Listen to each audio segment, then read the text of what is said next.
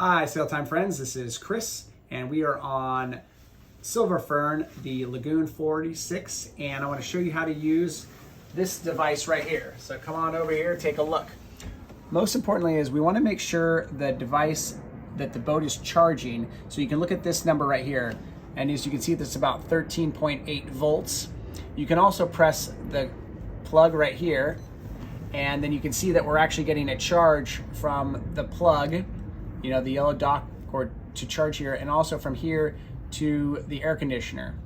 If you look over here and you touch this, you can see that the air conditioning is on, and that is significant because we know that we're plugged into shore power. So come back here, and then you can click on the plugs, and you can see kind of what the shore power level's at. So you can also click on your batteries, and this one is your house, and you can see it's 13.8 volts. Okay, you can see, you know, you have the port starboard batteries right here, and then this is your generator battery. So you have 4 separate battery banks here. Okay, and you can also check on your water level right here. You can see the tank is 88% full. Click here, you can see how full fuel tank 1 is, how full fuel tank 2 is. Now, where it is significant, this device is, what if it's not charging, okay? So if you came back from Catalina and you had it switched over to generator, which this is a physical switch, so if you went like that,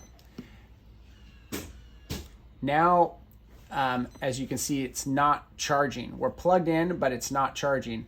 And then same thing with, if you did this, you can see that we're not getting any charge from the plug that's plugged into the boat. Now, if I start the generator, press GE and press the start button, it takes a little while. It goes through its startup sequence. You can kind of hear a little bit of a tick, tick, tick, tick, tick.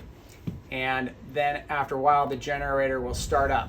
Okay, you can hear the rumble of the generator. You can see that this starts to come back on, and as you can see, the generator starts working. So now when you're offshore power and you want to use air conditioning or you want to charge your batteries, you can use a generator to do so.